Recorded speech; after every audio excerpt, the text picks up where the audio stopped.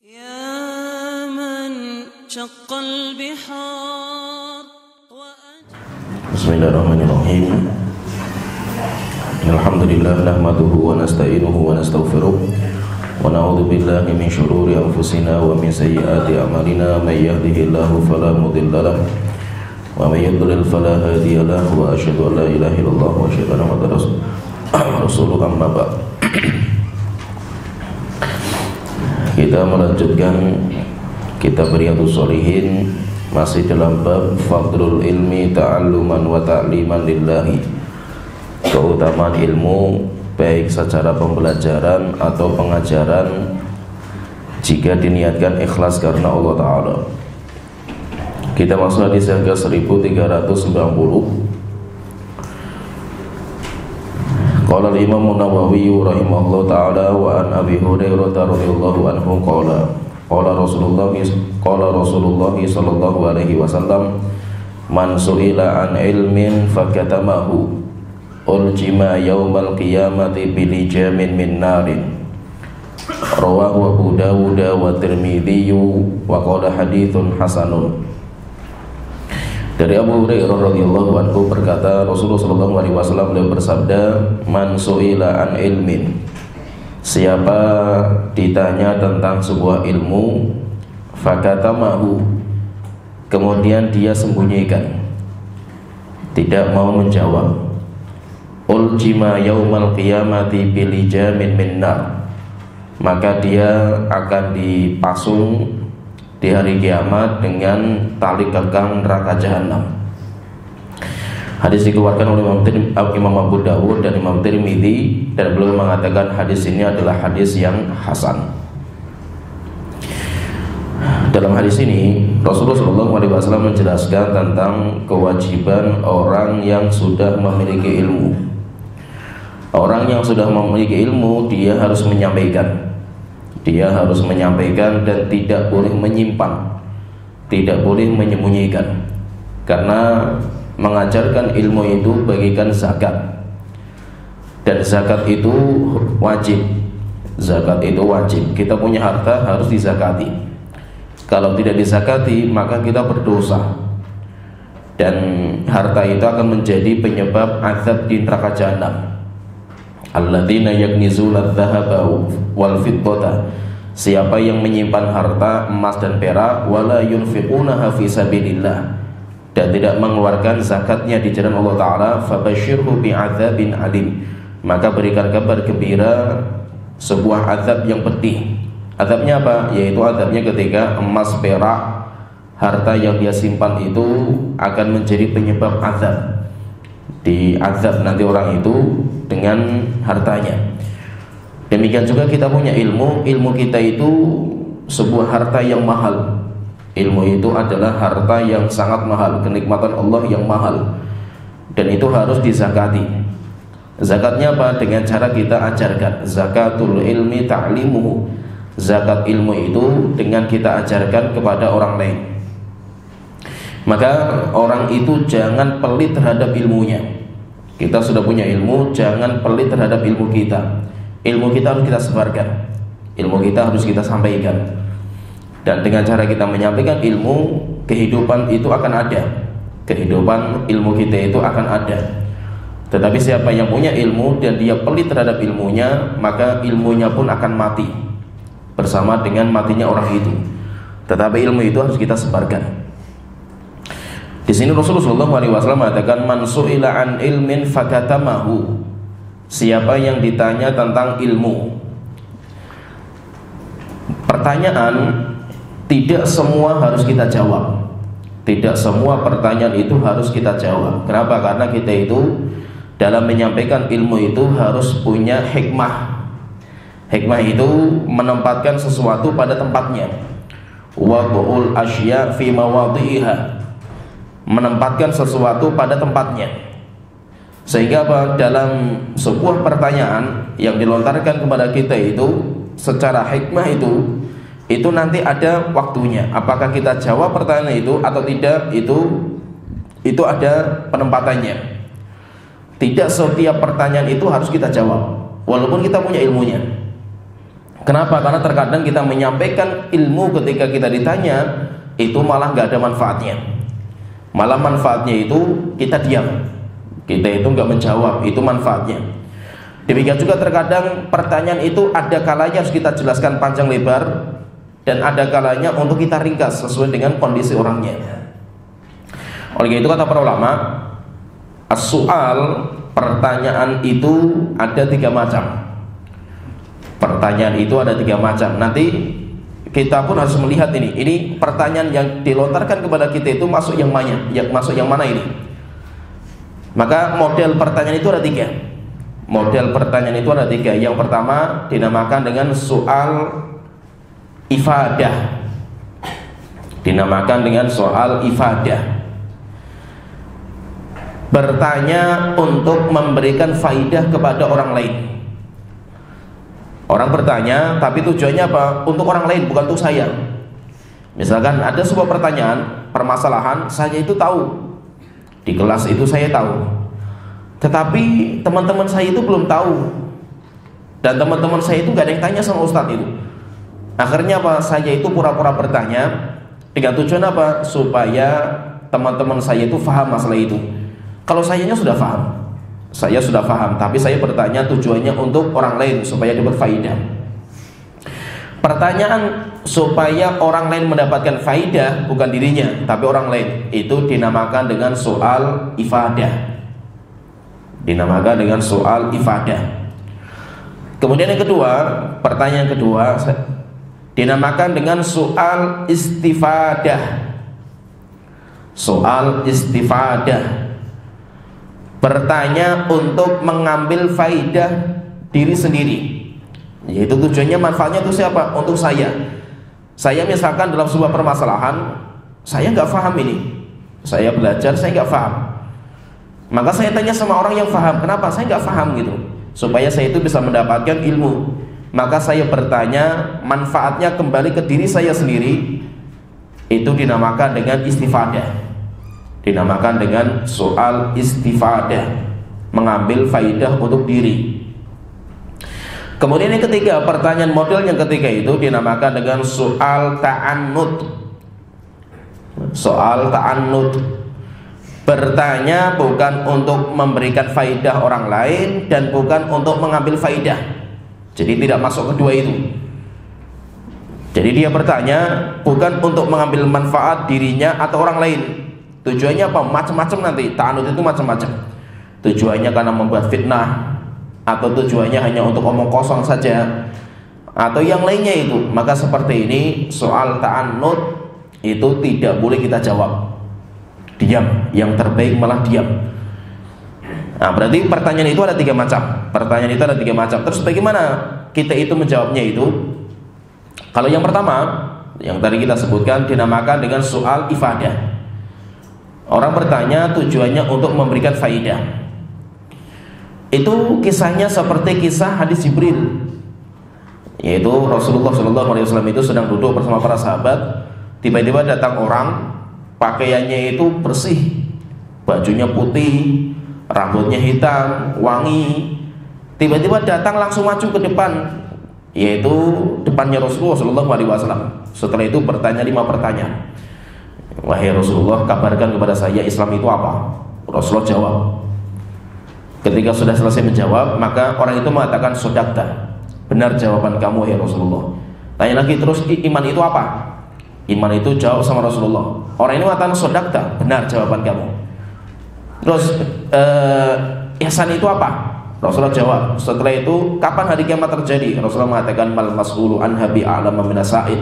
Orang yang ditanya tidak lebih mengetahui daripada yang bertanya. Setelah itu tanya lagi yang kelima, terus tandanya apa hari kiamat itu? Rasulullah menyebutkan 2 tanda. Setelah selesai, orang itu pergi. Orang itu pergi dan gak ada yang tahu, yaitu para sahabat gak ada yang tahu siapa orang itu, karena gak dikenal. Bukan orang situ, yaitu bukan orang Madinah, orang asing. Tapi anehnya itu bekas safar gak ada. Akhirnya Rasulullah SAW itu ketika sudah berlalu beberapa hari, Rasulullah tanya kepada para sahabat, wahai para sahabat, coba cari orang kemarin itu mana itu. Umar bin Khattab juga mencari itu. Setelah itu para sahabat mengatakan, ya Rasulullah, gak ada orang itu. Maka Rasulullah mengatakan, innahu Jibril. Yang datang kemarin itu Jibril. Atakum yu'allimukum dinakum. Dia datang kepada kalian untuk mengajarkan. Coba ini Rasulullah mengatakan yu'allimukum, datang kepada kalian mengajarkan agama kalian. Tetapi malaikat Jibril mengajarkannya dengan cara apa? Dengan cara bertanya. Bertanya sama Nabi Muhammad yang menjelaskan. Jadi model cara mengajarkan dengan cara seperti itu. Nah, kalau ada orang bertanya dengan seperti ini, kita misalkan di kelas kita paham, ada seorang ustadz paham. Di antara murid yang saya ajar itu, ada murid yang paling paham. Saya tahu itu, dia itu paham itu. Dia itu paham. Tetapi dia itu bertanya. Ustadz tolong ini jelaskan lagi ini, supaya paham lagi itu. Saya tahu dia itu sudah paham itu. Tapi apa, teman-temannya nggak ada yang paham itu. Yang lain itu melompong, semua nggak ada yang paham itu. Akhirnya apa? Saya jelaskan. Kenapa? Saya tahu ini tujuannya orang itu supaya teman-teman yang lain itu paham. Seperti ini pertanyaan yang bagus. Seperti ini pertanyaan yang bagus, sehingga seorang pendidik itu harus mengajarkan. Kemudian yang kedua, pertanyaan yang model kedua itu dinamakan dengan soal istifadah. Bertanya untuk mengambil faidah diri sendiri. Dan itu konsekuensi dari firman Allah Ta'ala. Allah Ta'ala berfirman, fas'alu ahla dzikri in kuntum la ta'lamun. Bertanyalah kalian kepada orang yang berilmu kalau kalian gak punya ilmu. Berarti kalau kita itu gak punya ilmu, kita jangan berfatwa dengan akal kita, karena kita gak punya ilmu dalam bab itu. Terus bagaimana? Kita datang kepada orang yang berilmu, kita tanya. Kita tanya sama orang yang berilmu. Nanti orang yang berilmu itu, nanti dia akan melihat. Orang yang berilmu itu apakah langsung kita jawab? Nanti akan kita lihat. Pertanyaan itu penting gak? Pertanyaan itu penting gak? Dia gak tahu itu. Dan dia itu bertanya tentang sesuatu yang dia itu gak tahu itu. Tetapi apakah harus kita jawab langsung? Maka orang yang berilmu itu harus bijak melihat kepada orang yang bertanya. Siapa yang bertanya itu? Tidak setiap pertanyaan itu harus kita jawab. Walaupun apa? Walaupun memang dia itu gak paham itu. Dia itu nggak paham, dia itu pengen tahu masalah itu. Tetapi apa? Kita itu sebagai orang yang berilmu itu harus bisa melihat matku kita itu siapa. Oleh karena itu dalam urusan dakwah, mendidik orang itu, kata para ulama itu, dakwah yaitu kita mengajarkan manusia kebaikan itu, kita berdakwah itu ada 3 rukun yang harus kita jalankan. Dinamakan dengan arkanu dakwah, rukun-rukun dalam berdakwah. Yang pertama ilmu. Itu sebelum kita mulai dakwah. Kemudian yang kedua, hikmah, bijaksana ketika kita itu berdakwah. Kemudian yang ketiga, sabar setelah kita berdakwah. Jadi ada 3 rukun yang harus kita amalkan, kita miliki sebelum ketika kita itu berdakwah. Sebelum berdakwah kita harus punya ilmu. Kemudian ketika berdakwah kita harus punya kebijaksanaan. Setelah berdakwah kita itu harus punya kesabaran. Nah, jadi orang yang pengen berdakwah, menyampaikan kebaikan itu, syaratnya itu dia itu harus punya ilmu. Dan ilmu sebelum dakwah itu, kata para ulama mengatakan ilmu itu ada 3 macam. Ilmu itu ada 3 macam. Yang pertama, al ilmu bil mawdu, ilmu terhadap materi yang mau disampaikan. Saya mau menyampaikan apa ini, maka materi yang akan saya sampaikan itu saya itu paham sekali itu.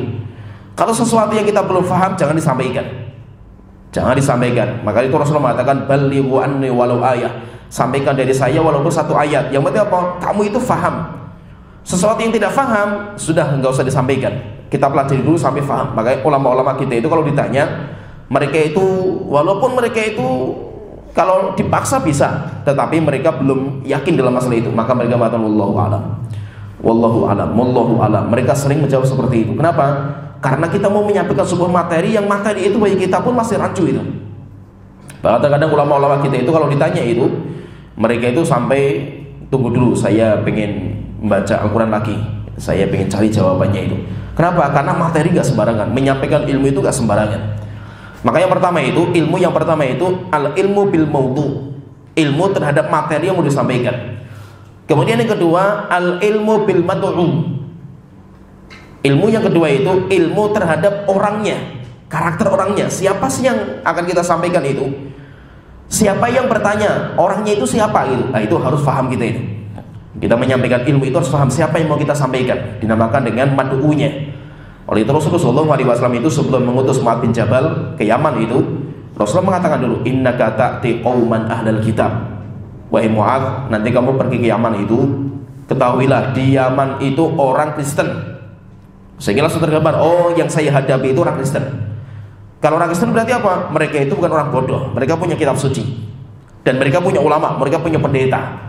Sehingga apa? Sehingga Rasulullah itu sudah memberitahu dulu itu, siapa yang akan kamu hadapi itu, siapa itu.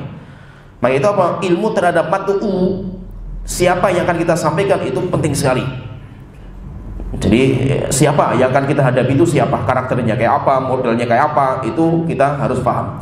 Kemudian yang ketiga, al ilmu bittariqatut ta'lim, ilmu terhadap metodenya, metode mengajarkan. Saya materi sudah ada, materi saya sudah paham ini. Saya sudah tahu juga orangnya, orang yang bertanya itu karakternya seperti ini. Nah, tinggal kita cari metode untuk orang itu yang terbaik itu apa. Maka metode itu Rasulullah SAW pun mengajarkan kepada Mu'adz itu, wahai Mu'adz, kamu itu nanti kalau ke Yaman ketemu sama orang-orang Kristen, langsung tergambar, oh berarti orang yang saya hadapi itu orang Kristen. Terus caranya kayak apa? Maka Rasulullah ajarkan. Maka pertama, kamu itu dakwahkan kepada mereka untuk bertauhid, la ilaha illallah Muhammad Rasulullah. Itu dulu. Jangan pergi kemana-mana. Dakwah kamu fokus ke sini. Kalau mereka fa'in ajabu laka bidzalika, kalau mereka sudah mengikuti kamu ini, menerima dakwah tauhid ini, ajarkan kepada mereka bahwa Allah mewajibkan kepada mereka sholat 5 waktu.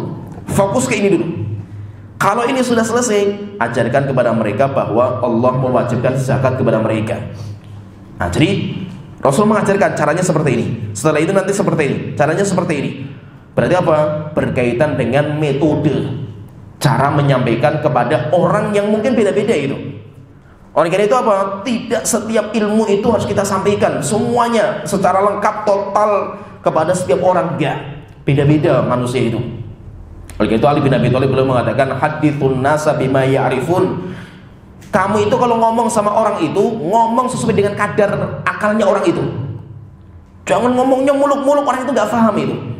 Demikian juga jangan ngomongnya terlalu rendah ilmu kita, padahal dia punya ilmu itu. Maka tinggal kita itu ngomong sama siapa. Kalau kita ngomong sama orang awam, berarti metode kita metode orang awam. Metode kita itu berarti ilmu yang kita sampaikan jangan terlalu berat sama mereka itu. Kalau matu kita itu murid-murid kita yang mereka sudah punya ilmu dan kuat, maka kita jangan merendah ilmu kita. Kita kasih faedah yang lebih tinggi lagi itu. Dan itu enggak kita sampaikan kepada orang awam. Kenapa? Karena mereka sudah berilmu. Yaitu murid kita sudah berilmu, maka beda-beda. Oleh itu Rasulullah SAW kalau kita perhatikan, Masya Allah, muamalah beliau itu hikmah sekali itu. Orang yang bijak itu orang yang bisa ngomong dengan bisa ngomong, istilahnya bisa ngomong sama siapa saja. Rasulullah muamalah sama orang baru masuk Islam beda muamalahnya dengan orang yang lama masuk Islam, beda sekali itu, jauh perbedaannya itu. Kenapa seperti itu? Karena bijak. Rasulullah SAW itu punya metode melihat kepada siapa yang ngomong. Rasulullah muamalahnya sama orang ini, Rasul itu caranya seperti ini. Sama orang seperti ini, caranya seperti ini, beda caranya itu. Kenapa? Karena itu bijak. Oleh itu jangan sampai kita ngomong sama orang itu masih orang awam, nggak paham apa-apa, kita bicara panjang lebar masalah ilmu itu. Orang itu nggak paham itu maksud kamu itu apa gitu. Maka itu apa? Kita itu harus melihat orang siapa. Maka itu kalau ada orang bertanya, jangan langsung kita jawab. Kita itu tahu ini orang baik, bukan orang yang jahat, bukan. Kita punya jamaah misalkan, atau nanti punya jamaah. Orang baik, bukan orang yang memang niatnya nggak baik. Orang baik, Masya Allah, semangat belajarnya tinggi, sering ikut pengajian, dan orang baik, Masya Allah ini orangnya. Suatu ketika bertanya masalah sesuatu, Ustaz bagaimana hukum seperti ini? Nah, kita lihat dulu siapa orang itu. Nah, ini orang ini tingkat ilmunya sekian. Tingkat ilmu sekian. Berarti kalau masalah seperti ini, saya akan ngasih kadarnya cuma sekian saja.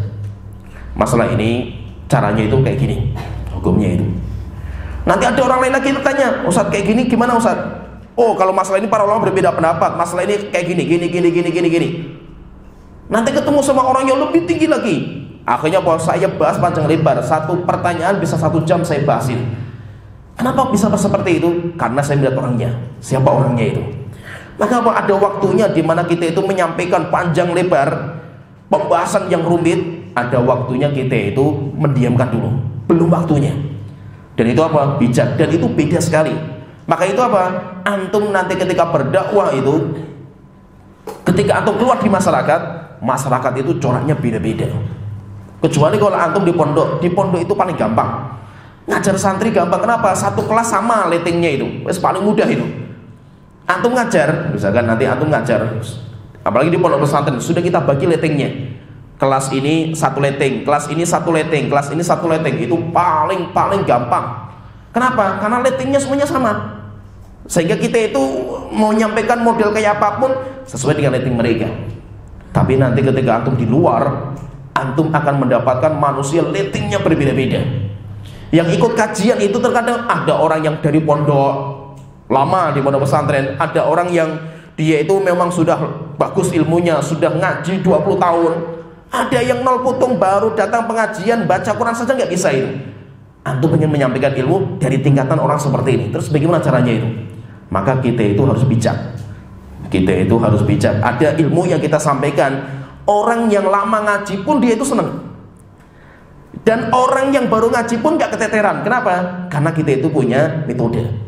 Dan itu penting sekali metode seperti ini. Tapi kata para ulama, kebijaksanaan itu muncul ketika banyak praktek di lapangan. Sehingga belum tentu orang yang sudah jadi ustadz ketika dakwah di masyarakat belum tentu bijak. Kenapa? Karena bijaksana itu muncul ketika ditempa di banyak tempaan. Jadi bijaksana itu akan muncul ketika banyak tempaan. Itu baru nanti akhirnya apa? Orang itu bijak. Ada sesuatu yang terkadang itu harus kita tunda penyampaiannya itu. Tidak langsung kita sampaikan. Kenapa? Karena manusia itu bukan robot. Manusia itu bukan robot. Kita itu manusia. Manusia itu cara memperbaikinya itu pelan-pelan. Beda dengan mesin. Kalau motor rusak ada 5 kerusakan, langsung bisa kita bawa bengkel, semuanya diperbaiki sehari bisa. Manusia nggak bisa. Oleh itu coba perhatikan Rasulullah itu ketika berdakwah tadi. Pertama itu fokusnya tauhid. Sudah bicara tauhid saja, nggak usah kemana-mana itu. Fokusnya kayak itu. Walaupun mereka masih belum sholat, walaupun mereka itu masih minum khamr, walaupun mereka itu masih berbuat dosa, nggak ada masalah, itu nanti. Tetapi apa? Fokusnya ke tauhid dulu. Tauhid sudah selesai, fokusnya ke sholat. Walaupun mereka masih mabuk dan yang lainnya, yang penting sholat dulu. Jadi ada fokusnya. Jadi memperbaiki orang itu ada fokusnya. Kita kemana ini fokusnya itu? Tidak langsung kita sampaikan sesuatu yang belum waktunya. Dan terkadang apa? Ustadz pun nggak paham kayak gini itu. Kenapa? Karena mereka belum lama terjun di dakwah. Ada sebuah kejadian nyata ini. Kejadian nyata ketika saya dulu mondok di Surabaya. Santri, karena kita itu sholatnya di umum. Waktu itu di pondok kita itu di pondok itu nggak ada masjid. Pondok, karena pondoknya masih baru, adanya asrama. Masjidnya nggak ada, akhirnya kita itu di masjid kampung. Dan ketika kita itu sudah lama biasa muamalah sama orang kampung dan bagus-bagus teman-teman kita itu, masya Allah akhlaknya baik dan yang lainnya itu. Sampai suatu ketika karena kita paling rajin sholat di masjid kampung itu, sampai akhirnya kita itu sudah jadi imam. Teman-teman kita jadi imam tetap. Sampai akhirnya takjub masyarakat itu dengan santri-santri pondok itu, masya Allah bagus-bagus akhlaknya itu. Setelah itu sampai akhirnya ada beberapa santri yang suruh jadi khotib. Punya jadwal khotib di situ. Santri-santri pun masya Allah itu, karena kita dulu di sana itu belajar muhadharah. Kita belajar muhadharah, yaitu kita wajibkan santri semuanya harus belajar cara ceramah. Subhanallah, sampai masya Allah banyak santri yang jadi khotib itu banyak itu dan senang masyarakat itu. Suatu ketika kita itu pengen ustadz kita yang menyampaikan. Masuk santri terus gitu, pengen sekali itu. Kita itu santri-santri itu dorong ustadz itu. Akhirnya apa? Suatu ketika kita nebung sama tamim masjid untuk memasukkan salah seorang ustadz kita masuk ke yang khutbah gitu, jadul khutbah. Akhirnya ustadznya ngisi pertama kali tentang bid'ahnya maulud. Allahu Akbar. Wah, panjang dibahas bid'ah maulud ini, ajaran menyimpang ini. Besoknya bubar, biasanya nggak boleh lagi itu. Nggak boleh khutbah, nggak boleh jadi imam wes pondok itu. Rusak semuanya setelah itu dakwahnya itu. Gara-gara apa? Gara-gara ustadznya. Karena ustadznya waktu itu baru pulang dari luar negeri, dari Madinah pulang, masih baru turun gunung, semangatnya luar biasa. Semuanya disikat wis pokoknya itu. Kalau kita maksudnya kalau biasa orang baru turun gunung itu kan kayak gitu biasa gitu. Jadi kayak orang pulang dari padepokan silat, seakan-akan semua itu pengen ditantang semuanya itu, pokoknya itu. Orang baru belajar 1 jurus 2 jurus, dia belum ketemu dengan masyarakat gitu. Akhirnya apa? Ketika belajar sama masyarakat, mulai dia itu hikmah muncul. Akhirnya apa? Lama-lama muncul hikmahnya itu muncul itu. Maka itu apa? Terkadang orang yang bukan ustadz, karena dia itu sudah biasa di luar, itu bijaksananya itu luar biasa itu. Tetapi terkadang apa? Ustadz yang dia itu nggak pernah kenal dunia luar, tinggalnya di pondok, nggak paham dia masalah seperti ini. Akhirnya apa? Setiap dia ngisi kajian malah fitnah di mana-mana itu. Kenapa? Karena bukan berarti yang disampaikan itu nggak benar. Benar sekali yang disampaikan itu. Tetapi apa? Belum waktunya. Belum waktunya. Ada kadarnya yang belum disampaikan. Ada kadarnya. Maka itu kita menyampaikan kepada masyarakat itu ada masalah-masalah yang perlu kita dahulukan. Ada masalah-masalah yang perlu kita simpan. Belum waktunya ini. Biarkan dulu. Gak ada masalah. Orang itu seperti itu gak ada masalah. Kenapa? Karena belum waktunya. Maka itu kalau kita paham seperti ini, nanti dakwah kita itu bisa diterima. Karena terkadang apa? Dakwah kita nggak diterima itu bukan karena masyarakat itu nggak suka dengan ilmu kita, bukan. Tetapi yang menjadi masalah itu cara penyampaian kita yang nggak tepat. Cara penyampaian kita itu yang nggak tepat. Maka itu perlu kita pahami. Terkadang ada orang, kita berhadapan dengan orang yang terkumpul dalam diri orang itu 5 kejelekan. Terkumpul dalam diri orang itu 5 kejelekan. Terus bagaimana kita menyikapi? Ini bukan robot, yang kita hadapi manusia. Dia punya hati, dia bukan robot. Maka kalau dia itu berkumpul 5 kejelekan, maka kita fokusnya yang paling parah dulu. Yang lain nanti, gak ada masalah yang lain itu. Yang lain nanti. Oleh itu syahadat Islam itu ketika turun, pertama yang dibahas tauhid. Masih minum khamr, masih ini, biarkan. Kenapa? Fokusnya masih satu, fokusnya itu. Saya ketika ini cerita, saya ketika dakwai orang tua saya. Orang tua saya ini terkumpul dulunya itu banyak kejelekan. Pertama, dia itu kayak dukun. Berarti ritual kesyirikan ada. Nggak sholat. Sholatnya itu biasa orang-orang kejawen kan. Sholatnya itu jam 12 malam di kuburan. Tapi dia itu ritual dukun, perdukunan. Sampai orang itu kalau mau nikah, mau main bola, mau nikah itu supaya untung. Jadi nikah itu kayak jadikan bisnis gitu. Orang nikah itu nanti harus untung itu. Itu harus dijaga sama dukun. Demikian juga kalau orang main bola, supaya gawangnya nggak jebol, itu harus ada dukun yang dagang itu ada. Kemudian orang kejawen itu biasanya punya hari baik. Nah, yang meramalkan hari baik itu dulu sering itu bapak saya. Sampai saya belajar banyak juga dari ilmu-ilmu bapak saya itu. Apalagi puasa-puasa, macam-macam puasa itu. Ada puasa mute, puasa ngerokok, puasa macam-macam puasa itu, sampai hafal saya dulu itu. Demikian juga sampai ritual-ritual itu paham saya itu, cara ngeramal-ngeramal itu saya sering ikut seperti itu. Kemudian ada kedikdayaan, ada namanya Brojo Musti, ilmu Brojo Musti, Merogo Sukmo, itu paham juga karena orang-orang kejawen gitu. Orang-orang kejawen itu kayak gitu. Ya, jadi bapak saya itu apa? Ini orang kejawen, tulen, dukun. Dulunya kayak dukun lah itu. Enggak sholat, ngerokok, kumpul kan gitu loh. Kemudian ya biasa orang awam itu seriba dan yang lainnya ya biasa kan itu. Ya, kemudian kalau puasanya tok, masalah puasa luar biasa. Kalau masalah puasa orang kejawen tok. Cuma nggak sholat, jadi sudah syirik, nggak sholat, ngerokok, kemudian dia itu juga ya makan yang haram itu biasa. Demikian juga ya orang awam gitu, cukur jenggot, musbil dan yang lainnya lah itu. Nah, sekarang kita menghadapi orang kayak gini. Kalau kita bicaranya itu masalah rokok dulu, bubar wis itu. Pak, rokok itu haram gitu. Ya wis kan. Nah, akhirnya apa? Rokok yang memang rokok itu nggak boleh, tapi belum waktunya itu. Kenapa? Karena ada masalah yang lebih penting daripada rokok. Masalah apa itu? Masalah tauhid gitu. Sholat wajib. Iya, kita percaya sholat itu wajib. Tapi apa harus kita sampaikan sekarang itu? Jangan dulu. Kenapa? Belum waktunya. Wong dia saja tauhidnya masih rusak gitu. Kita perintahkan sholat belum bisa terima dia itu. Akhirnya apa? Saya fokusnya itu dakwah tauhidnya. Masalah sholat, masalah ini nanti. Terus bagaimana cara kita itu dakwah tauhid? Setelah itu apa? Belajar tentang orang.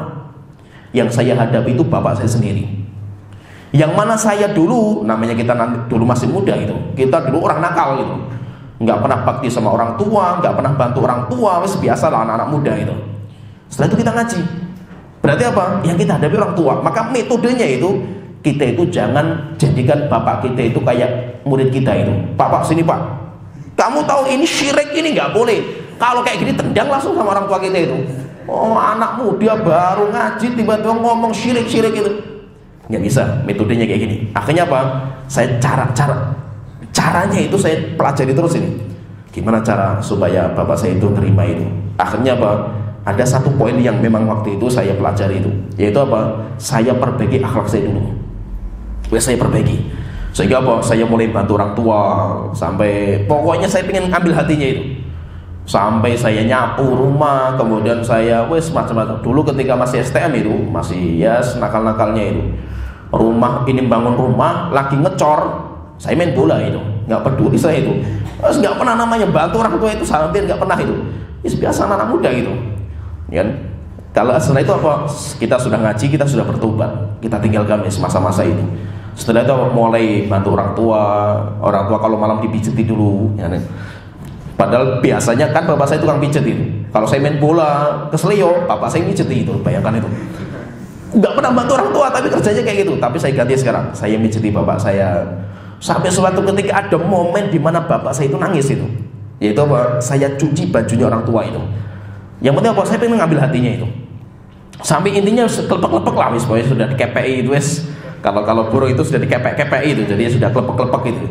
Hatinya sudah pokoknya terampil Setelah itu apa? Saya sekarang udah bapak saya sudah hatinya sudah saya ambil, tinggal saya mulai masuk ke tahap berikutnya. Tahap berikutnya apa? Saya mulai deketi bapak saya dengan obrolan. Saya nggak langsung ceramah ya gitu. Pelan-pelan dulu. Saya banyak bertanya. Jadi kalau setelah maghrib isya itu di rumah itu saya longgarkan memang ngobrol gitu. Kan namanya biasa anak sama bapak itu kan jarang ngobrol biasanya itu.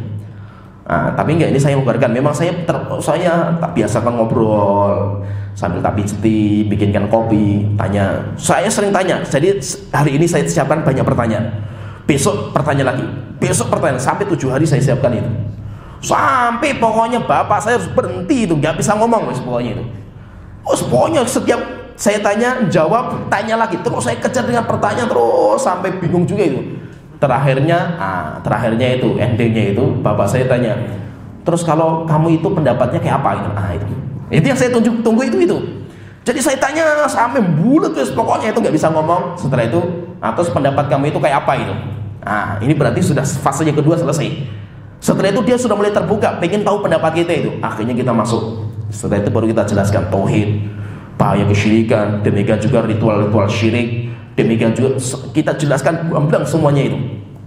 Tapi sudah itu 2 fase itu sebelumnya sudah kita kerjakan. Akhirnya alhamdulillah kan karunia Allah Ta'ala, hidayah Allah Ta'ala itu, orang tua saya itu menerima. Alhamdulillah itu langsung ditinggalkan semua ritual kesyirikan itu. Tobat dia itu. Setelah tobat masuk fase berikutnya. Dari kesyirikan selesai itu, masuk ke tahap berikutnya masalah sholat. Sholat itu nggak pernah, sholat 5 waktu nggak pernah. Sholatnya itu jam 12 malam di kuburan biasanya itu, sama murid-muridnya itu. Itu kita bahas masalah sholat. Kita nggak ada masalah. Yang penting sholat di rumah Yang penting apa? Di rumah sholat. Walaupun belum ke masjid, masih malu sholat di musola itu. Nggak ada masalah. Yang penting mau sholat. Lama-lama kita bahas sholat ke masjid terus sampai alhamdulillah sholat istiqomah sekarang itu. Setelah itu masuk fase berikutnya. Fase masalah rokok itu terakhir itu. Masalah-masalah yang haram dan yang lainnya. Sampai saya itu kan anak petani, karena bapak saya itu kan petani, punya sapi. Sampai saya dulu berangkat ke Yaman pun dari sapi itu, menjual sapi metal itu. Satu sapi itu berangkat ke Yaman itu. Nah, zaman dulu itu orang-orang kampung saya itu biasanya itu mereka punya sapi perah, sapi susu. Nah, sapi susu itu biasanya kalau orang meras susu itu, nanti susunya itu kalau mau dijual itu kan kasih air biasanya itu. Itu kan haram, nggak dibolehkan. Maka itu yang saya bahas dulu. Masalah rokok nanti, tapi itu dulu kita ngobrol sama orang tua pelan-pelan bahwasanya ini haram, nggak boleh itu. Sampai akhirnya orang tua saya tanya, terus gimana itu? Kalau pendapat saya jual sapi itu. Ini saya belum berangkat ke Yaman waktu itu. Jual itu sapi perah itu, ganti sapi metal saja. Terus alhamdulillah sapi perahnya dijual, ganti sapi metal. Sapi metalnya sudah gede, saya mau berangkat ke Yaman itu. Ya, itu kesempatan saya kan.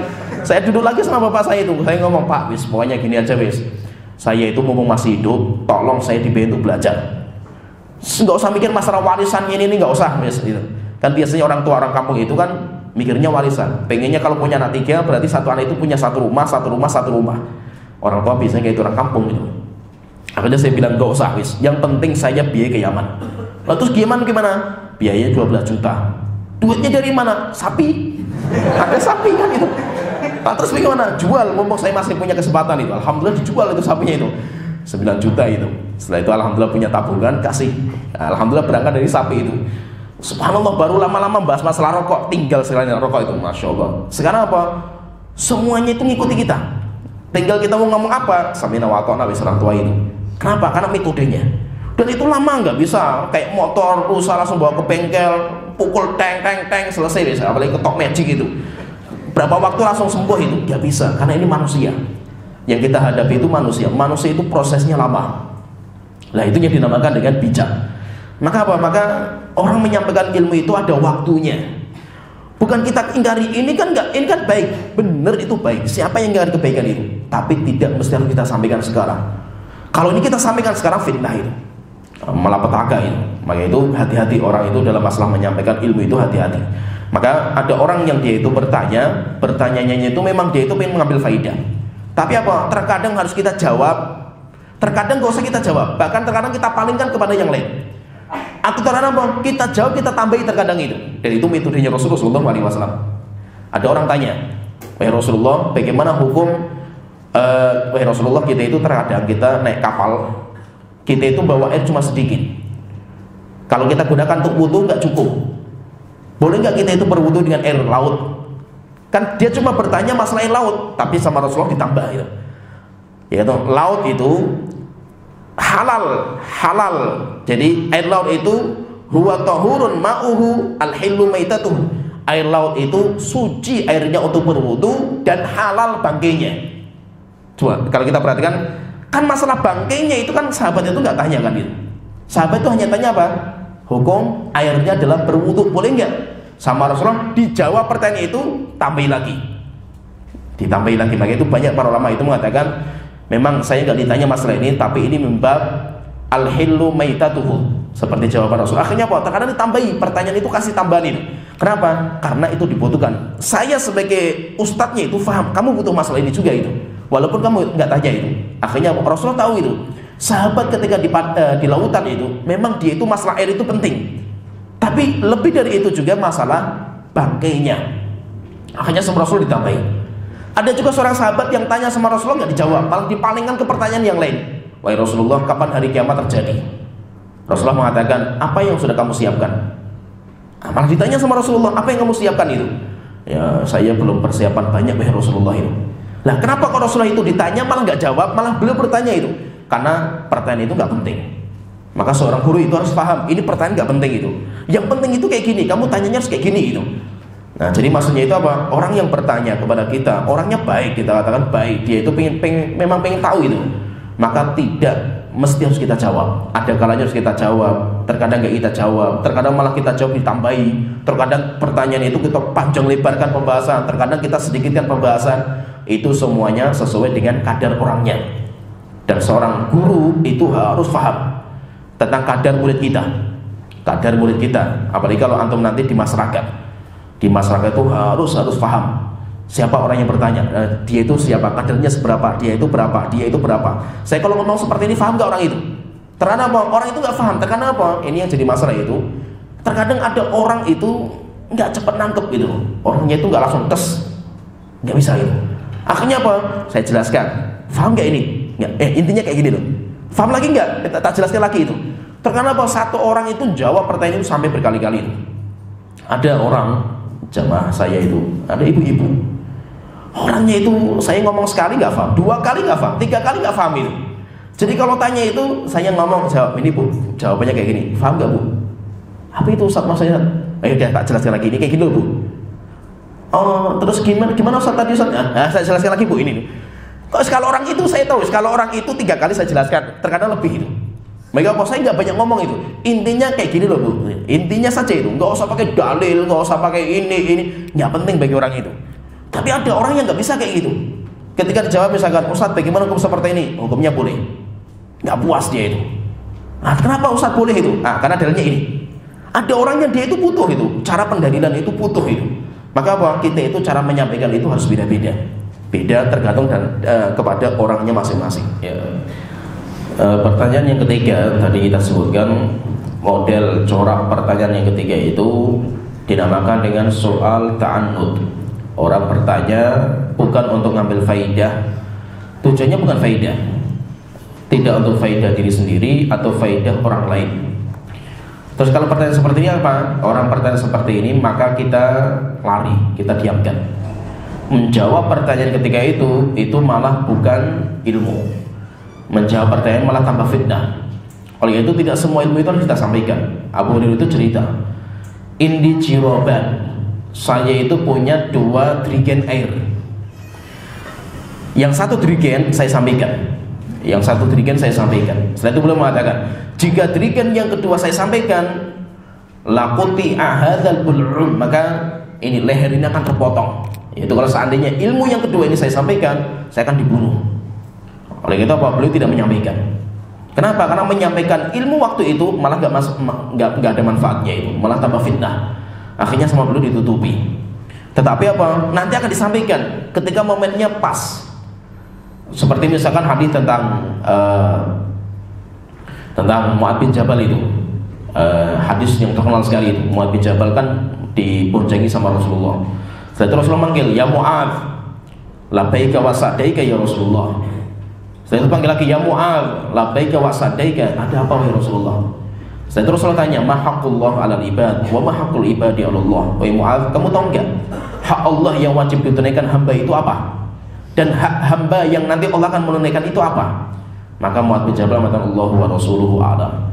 Setelah itu Rasulullah mengatakan, haqqullah 'alal ibad, haknya Allah yang wajib ditunaikan hamba itu ayyabuduh, supaya mereka itu menyampaikan, mereka itu beribadah, bertauhid, dan mereka itu enggak berbuat kesyirikan. Wa haqqul ibadi 'ala Allah, dan haknya hamba yang nanti akan ditunaikan Allah, alla yu'adziba man ya'budullah. Allah tidak akan mengazab orang yang beribadah kepada Allah Ta'ala. Akhirnya Mu'adz bertanya, ya Rasulullah, apakah harus saya sampaikan itu? Hadis ini saya sampaikan enggak? Maka Rasulullah mengatakan, jangan sampaikan kepada orang. Fayattaqilu, kalau ini sampaikan kepada manusia, nanti malah mereka bergantung dengan hadis ini, kemudian mereka meninggalkan amal soleh. Ya, yang penting saya sudah jalankan ibadah, saya sudah bertauhid, saya nggak berbuat kesyirikan, selesai. Jangan, nanti saya takut seperti itu. Akhirnya apa? Mu'adz bin Jabal gak mau menyampaikan. Lah terus hadis ini kenapa muncul? Maka beliau itu sampaikan sebelum meninggal. Fabalaghahu Mu'adz qabla mautihi ta'assuman. Akhirnya Mu'adz bin Jabal itu menyampaikan hadis ini sebelum meninggalnya karena takut dosa menyembunyikan ilmu. Akhirnya disampaikan. Tetapi apa? Apakah perlu disampaikan waktu itu? Enggak, karena momennya enggak bahaya, kecuali ketika imannya sudah kuat. Maka itu para ulama itu pernah mengingkari Abu Hurairah, pernah diingkari oleh para sahabat ketika belum menyampaikan sebuah hadis kepada Hajjaj bin Yusuf. Hajjaj bin Yusuf itu kan seorang raja yang zalim. Disampaikan sebuah hadis tentang orang Bani Israel yang membunuh 99 orang. Setelah itu tanya sama orang ahli ibadah, apakah ada pintu tobat bagi saya? Tidak ada, tebas lehernya sampai genap 100. Tanya sama orang ulama, apakah ada pintu tobat bagi saya? Ada, pintu tobat terbuka luas. Akhirnya dia bertobat, diterima tobatnya. Hadis ini sampaikan kepada Hajjaj yang suka membunuh. Akhirnya kok diingkari sama para ulama. Kenapa? Kalau hadis ini disampaikan kepada Hajjaj bin Yusuf, maka dia akan beralasan, saya membunuhnya baru 50 orang. Kan hadis itu 100 orang, berarti kan masih 50 orang lagi nanti saya itu. Belum waktunya. Maka apa? Menyampaikan ilmu itu harus pas. Terkadang apa? Terkadang harus keluar dari akidah Ahlussunnah itu. Oleh itu Abdullah bin Abbas itu pernah, sami muridnya berbeda pendapat dalam menyikapi ucapan Abdullah bin Abbas. Beliau pernah ditanya sama orang. Ada orang tanya kepada beliau, halil qatili taubah. Abdullah bin Abbas saya bertanya, apakah orang yang membunuh itu, dia itu boleh bertobat? Yaitu maksudnya tobatnya pembunuh itu diterima sama Allah enggak? Beliau mengatakan enggak. Orang yang membunuh enggak diterima tobatnya, kekal neraka jahanam. Akhirnya apa? Orang itu menunduk dengan jawaban Abdullah bin Abbas. Setelah itu keluar ke belakang. Bingung murid-muridnya itu. Kenapa? Karena ini akidah Ahlussunnah itu beda gitu. Akhirnya murid-muridnya itu tanya, wahai Abdullah bin Abbas, apakah memang orang yang membunuh itu gak diterima taubatnya? Maka beliau mengatakan, ini penting sekali. Beliau mengatakan, ra'aitu fi wajhi syarr. Saya itu melihat wajahnya orang itu ada tanda-tanda kejelekan. Saya takut kalau seandainya dia bertanya, orang bunuh itu pintu tobatnya terbuka, masih terbuka enggak? Saya katakan iya, sesuai dengan akidah Ahlussunnah wal Jamaah, mungkin dia akan membunuh. Kenapa? Karena anggapnya masih tobatnya masih diterima itu. Ketika saya melihat wajah dia itu ada tanda-tanda kejelekan, maka saya katakan enggak ada. Orang yang membunuh kekal neraka jahanam. Walaupun apa? Akidah Ahlussunnah enggak seperti itu. Kenapa? Kalau menyampaikan ilmu waktu itu jadi masalah. Oleh itu maksudnya itu orang itu ketika menyampaikan ilmu itu harus paham kepada siapa. Maka ada orang yang dia itu bertanya, dia itu bukan untuk ngambil faidah diri sendiri dan orang lain. Tujuannya macam-macam tujuannya itu. Terkadang tujuannya fitnah. Terkadang tujuannya itu fitnah, dan itu harus hati-hati antum itu. Ini saya pernah kejadian nyata juga itu. Saya dulu ketika dakwah di masyarakat, yaitu itu saya masih belum ke Yaman juga masih. Itu ya biasa, kakak saya itu karena ketua remaja masjid, saya juga pengurus juga. Akhirnya remaja masjid itu aktif dengan dakwah kita, sampai akhirnya kita TPQ jalan, demikian juga waktu itu sampai kajian-kajian anak muda jalan. Sampai akhirnya apa, kita itu pernah mengadakan kajian anak muda, yang ngisi saya itu, yang ngisi saya sendiri.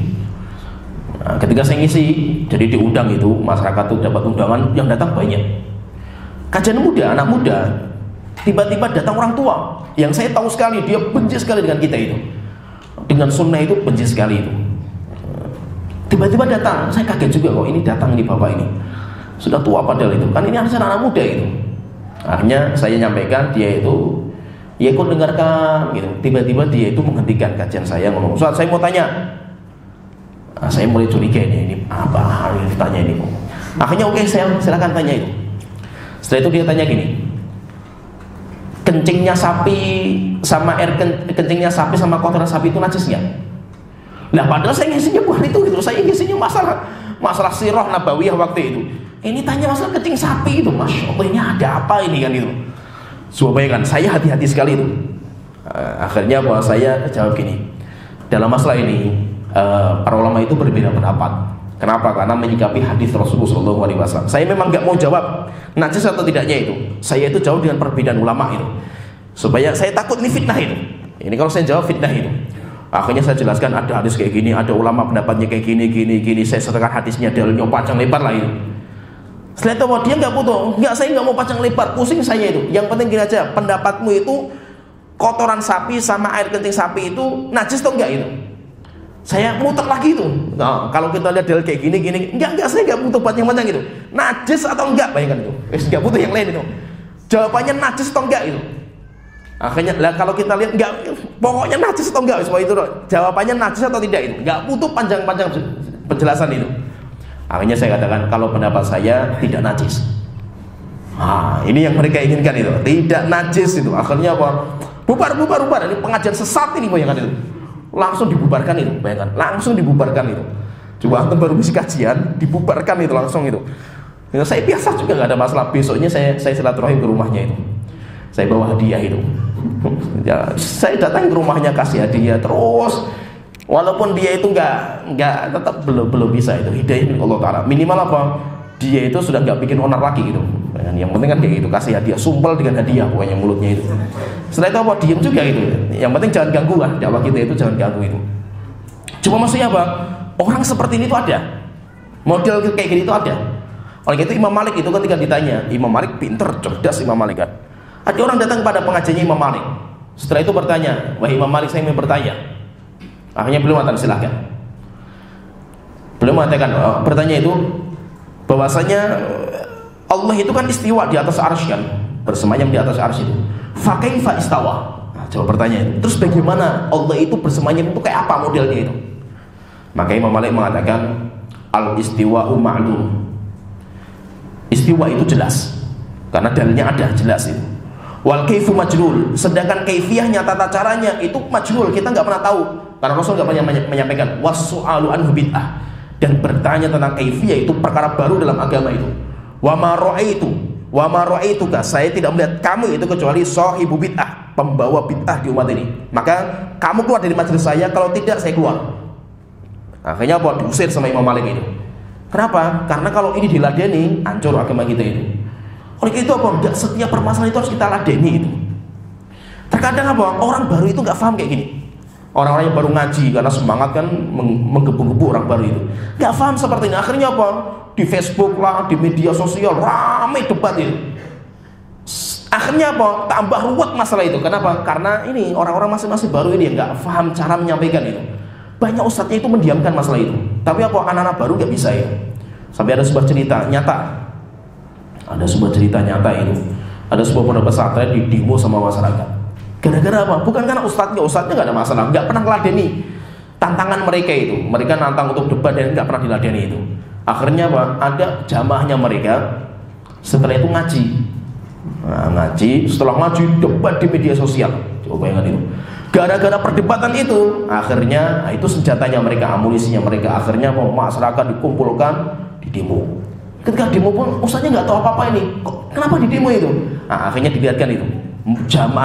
Jamaahnya ustadz itu, jamaah dari pondok itu kayak gini di media sosial itu. Kenapa? Terpancing. Oleh itu hati-hati. Tidak setiap masalah itu harus kita sampaikan ilmunya itu. Banyak orang itu memang dia itu mencari-cari itu. Nah, apa maksudnya itu apa? Terkadang tanya masalah akidah itu. Pendapat kamu, ini ada pernah juga pertanyaan, maka kita harus hati-hati. Pendapat kamu, orang tuanya Nabi Muhammad itu di neraka atau di surga? Apakah kita tanya? Kita lihat ini jamaahnya di mana ini. Kalau pengajian rutin yang kita biasa ngisi kajian, jelaskan dalilnya itu. Tetapi kalau kajian orang awam, di mana banyak penyusup di situ, apalagi direkam, maka kita harus hati-hati. Harus hati-hati. Tidak harus kita jawab. Alhamdulillah ada beberapa ustadz itu nggak jawab masalah itu. Sampai dia mengatakan akidah Ahlussunnah itu cinta kepada keluarga Rasulullah SAW. Sehingga kita itu mencintai keluarga beliau. Tentang masalah itunya nggak dijawab sama ustadz itu. Kenapa? Karena hati-hati. Pernah ada sebuah video dari ustadz kita juga, ustadz kibar kita itu, dari pancingan pertanyaan, sebuah pertanyaan itu, bagaimana tentang apa ya zikir dengan lagu, bagaimana hukumnya? Dijelaskan panjang lebar ini. Terus tanya, ada pertanyaan selanjutnya itu, berarti itu musik enggak itu? Ya, pertanyaan itu termasuk musik nggak itu? Walaupun itu untuk berzikir, ya musik. Nah, kalimat musik ini, dangdutan itu, itu yang dijadikan tanda sampai muncul di YouTube. Wahabi mengatakan zikiran itu dangdutan gitu. Itu jadi masalahnya nanti di situ itu. Padahal apa? Padahal itu cuma mereka pengen mencari seperti itu gitu loh. Memang kegiatan mereka itu seperti itu. Maka hati-hati. Jangan kita itu sembarangan dalam menjawab pertanyaan. Kita harus tahu siapa yang bertanya. Karena terkadang pertanyaan kalau kita jawab fitnah di mana-mana gara-gara pertanyaan itu. Maka seorang berilmu itu harus bijak. Oleh itu Rasulullah SAW dalam hadis ini ketika mengatakan man su'ila an ilmin fakatamahu. Siapa yang ditanya tentang ilmu kemudian dia sembunyikan. Sembunyikan kenapa? Karena ada manfaat untuk menjelaskan. Manfaatnya itu ada gitu, faedahnya itu ada, tapi dia nggak mau menyampaikan itu. Maka orang seperti itu uljima yauman qiyamati bil jamin minar. Orang itu akan dipasung dengan tali kekang neraka jahanam. Kenapa? Karena dia punya ilmu dan menyampaikan ilmu waktu itu tuh bijaksana itu. Itu termasuk faedah itu, tapi dia tidak mau menyampaikan. Kecuali kalau menyampaikan ilmu waktu itu bukan termasuk faedah. Maka yang terbaik apa? Diam. Dan banyak ulama seperti itu, mendiamkan masalah. Kenapa? Karena belum waktunya. Didiamkan masalah itu, biarkan nanti akan ada waktunya. Rasulullah SAW pun apakah langsung menyampaikan? Tidak. Seperti Rasulullah mengatakan kepada Aisyah, "Wahai Aisyah, laula anna qaumaka hadithu ahdin bi Islam." Jika seandainya bukan karena masyarakat Mekah itu baru masuk Islam, akan saya bongkar Ka'bah itu. Akan saya bongkar Ka'bah dan akan saya ganti pembangunan Ka'bah seperti zamannya Nabi Ibrahim. Tapi saya itu takut mereka itu baru masuk Islam. Kenapa Rasul tidak menyampaikan kepada yang lain? Aisyah yang tahu itu, yang lain gak ada yang tahu itu. Karena tidak ada maslahatnya ketika itu. Oleh itu menyampaikan ilmu itu orang itu harus bijak. Ada waktunya harus kita sampaikan, ada waktunya harus kita tunda, dan ada waktunya kita itu malah masalah yang lain yang kita bahas. Dan itu yang dinamakan dengan bijaksana. Bijaksana itu nanti kata para ulama muncul ketika ada dua perkara berkumpul. Pertama ilmu, kemudian yang kedua qudrah. Kalau ilmu dan qudrah itu berkumpul kuat, maka akan muncul kebijaksanaan. Dan bijaksana itu kayak tempaan. Jadi kebijaksanaan itu kayak pedang yang bagus. Itu tidak akan menghasilkan pedang yang bagus kecuali ditempa. Masukkan ke pembakaran sampai merah di tempat, jedeng, masukkan lagi merah, pukul lagi jenteng, akhirnya muncul pedang yang kuat sekali. Demikian juga bijaksana, tajam orangnya itu, penimbangan dia itu tajam sekali itu. Kenapa? Karena sudah banyak tempat. Maka itu kebijaksanaan itu nggak akan muncul kecuali orang itu ditempa di dalam kehidupan masyarakat. Ketika orang itu bersama masyarakat, dia nanti baru bijak bagaimana menimbang-nimbang. Kalau orang baru turun gunung, itu bijaksananya nggak ada. Biasanya orangnya itu keras, saklek, dan yang lainnya. Kenapa? Biasa, baru turun gunung. Tapi kalau sudah lama di masyarakat, dia akan paham itu. Dulu saya itu baru turun dari Yaman. Orang dari Yaman itu kita nggak peduli waktu itu, masih muda, masih wes nggak peduli itu. Sampai kita itu pulang, padahal waktu itu kan kita pulangnya itu kan pakai pesawat dari pemerintah itu, karena terjadi peperangan di Yaman kan, akhirnya kita dipulangkan lewat pemerintah. Dan waktu itu diperiksa ketat itu, pemeriksaan ketat sekali itu. Banyak teman-teman yang lain di kuliah-kuliah yang lain, markas-markas yang lain itu, mereka saking takutnya itu diperiksa itu, sampai mereka itu pakai celana, pakai topi. Kita yang dari kemarin nggak peduli, pakai jubah, pakai imamah, sorban kita bungkus gitu. Sorbannya itu kita buntel-buntel, masuk bandara ya kayak gitu wis. Pokoknya nggak peduli kita itu wis. Sampai kemana-mana. Kayak saya awal pulang dari Yaman itu wis, jubah nggak pernah lepas dari jubah, kemudian sorban nggak pernah lepas dari sorban itu. Sampai pernah saya itu naik bis itu pakai sorban, imamah Yaman kan itu, pakai jubah, pakai sorban kan itu. Ketemu sama orang-orang itulah ya, orang-orang yang dakwah-dakwah gitu, yang ya dinamakan kayak jamaah kompor lah kalau mereka itu. Oh, masya Allah, ahlan. Saya nggak kenal juga itu di Jakarta kan, di stasiun di terminal itu. Ahlan wasahlan, khurut kemana ini? Oh, saya khurut ke Yaman itu, lama 4 tahun saya itu. Masya Allah itu, top gitu. Oh, nggak peduli sama. Karena pakainya kayak gitu kan, dikira kita jamaahnya mereka. Ya saya senang saja ngobrol asik kan gitu, biar punya teman di jalan kan gitu loh, daripada sendirian kan gitu. Jadi apa, masya Allah, kita turun gunung itu pokoknya itu nggak ada rasa takut, nggak ada apa-apa pokoknya itu, sikat semuanya pokoknya itu. Tapi lama-lama itu apa? Lama-lama apa faedahnya kan itu? Mulai setelah itu mulai kendor. Biasanya apa? Termasuk itu orang-orang yang suka tahdzir pun kayak gitu. Baru turun gunung semuanya ditahdzir semuanya itu. Lama-lama apa? Jadi musuh semua, nggak ada yang jadi teman gitu. Akhirnya bosan juga hidupnya kan. Nanti lama-lama mulai muncul kebijaksanaan, hikmah itu akan muncul seperti itu. Oleh itu maksudnya itu apa? Antum yang dari pondok itu, antum harus banyak belajar. Nanti ketika di masyarakat itu hati-hati. Tidak setiap ilmu yang antum pelajari di pondok itu harus disampaikan di sana. Ada momen tertentu yang antum harus menyampaikan, ada momen yang malah antum itu diamkan dulu itu. Jadi itu nanti semuanya ada timbangannya itu. Tetapi nanti ketika antum sudah semakin kuat, karena sudah lama bermuamalah sama masyarakat yang berbeda-beda coraknya itu, akhirnya tajam, pandangan antum itu tajam. Saya ketika di sini itu bagaimana caranya itu? Itu kalau saya memang ya karena sudah lama di masyarakat, kita itu biasa ngisi di macam-macam jamaah itu biasa. Ada momen yang kita itu harus seperti ini modelnya, ada yang seperti ini, ada yang seperti ini, biasa. Karena kita sudah biasa bermuamalah sama banyak orang. Demikian juga pertanyaan, ada pertanyaan yang harus kita panjang lebarkan, ada yang harus kita pendekkan, ada masalah-masalah yang harus kita jauhi penjelasan masalah itu. Karena bukan waktunya untuk menjelaskan malah fitnah itu. Itu semuanya ada, pembahasannya itu semuanya ada. Ya, sampai di sini pembahasan kita. Wa akhiru da'wana alhamdulillahi rabbil alamin, sallallahu alaihi Muhammad wa ala alihi wasallam.